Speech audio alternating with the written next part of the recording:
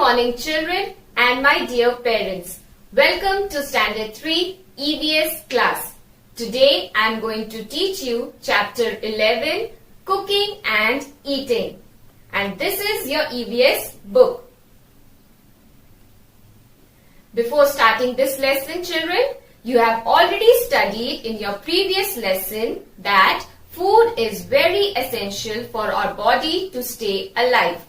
There are some food that are eaten raw, but some food needs to be cooked. And why do we cook food?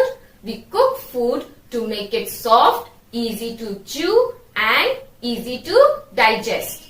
There are different methods of cooking. Today, first we shall see the different methods of cooking. There are 5 different methods of cooking: steaming, boiling, baking, roasting and frying.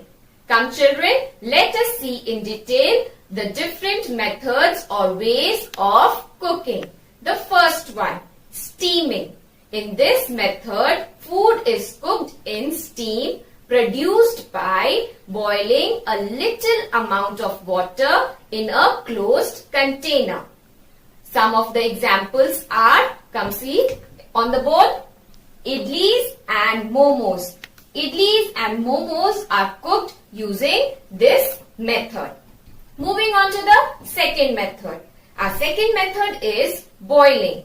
In this method, some food are cooked using boiling method. In this method, food is cooked by boiling them in water. It makes the food soft and easy to chew. Let's see on the board some of the examples. Rice, eggs and vegetables are cooked using boiling method. Moving on to the third method. Our third method is baking.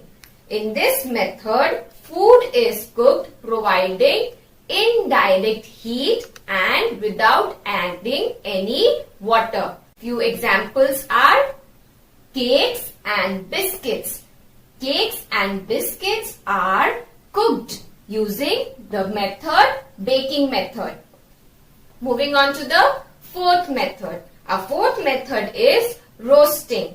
In this method, food is cooked directly, heating it over a high heat and again without adding any water.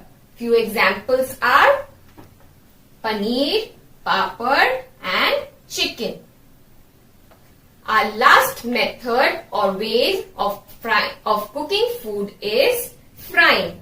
In this method, food is cooked using oil. Now, frying food can be of 3 different ways. We can fry food in 3 different ways. They are: number 1, deep frying. In this method, the food is immersed. Immersed means dipped into oil and cooked. Few examples: puri and samosas. Second way of frying food is shallow frying. In shallow frying, very little amount of or less oil is used in cooking food. For example, parathas are shallow fried. And the third type or way of frying food is stir frying. In this method, very little amount of oil is used on a high heat. For example, chow mein and stir-fried vegetables. Moving on to our next topic in this chapter is utensils used in cooking. Utensils means vessels or containers used for cooking. Now children, there are different utensils used for cooking food.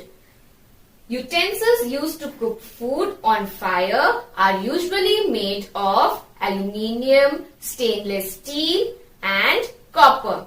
And some utensils like tawa, frying pan and woks are made of iron. Moving on to the next topic, stoves and fuels. Now children, different kinds of stoves and fuels are used for cooking. For example, people live living in towns and cities use gas stoves for cooking, whereas people living in villages use mud stoves or chulhas or angitis to cook food. Now, let us see few examples of stoves and the type of fuel that they use. Come, let's see on the board, children. For example, chulhas and mud stoves. As I have told you that people living in villages use chulhas or mud stoves. The fuel used here is wood.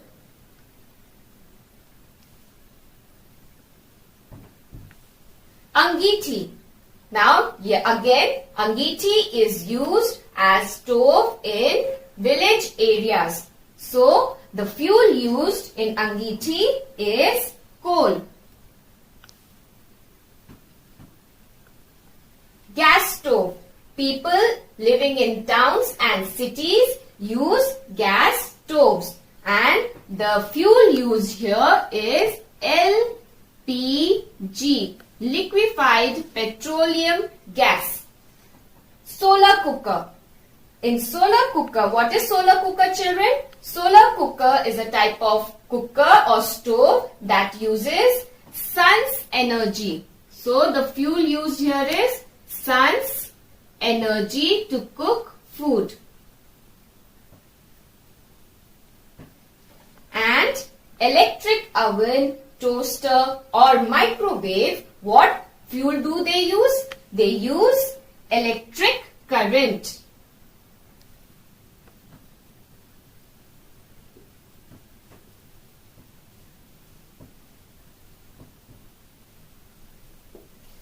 Now children, in some places, especially in villages, gobar gas or biogas is also used as a fuel. Now what is gobar gas or biogas? It is a fuel that is made out of animal dung and some of organic materials like dead leaves. Coming to our last topic in this chapter is eating together in a family.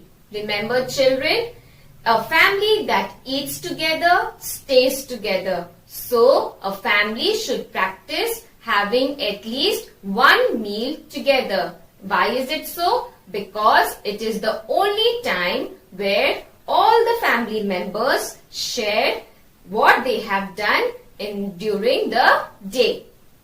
One more thing that you need to keep in mind, children.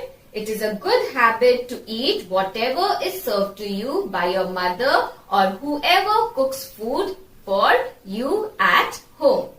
And last but not the least, always try to avoid eating junk food on regular basis. So children, today we saw chapter 11, cooking and eating. In this chapter, we saw the different methods of cooking, utensils used for cooking, stoves and fuels used for cooking, and eating together in a family.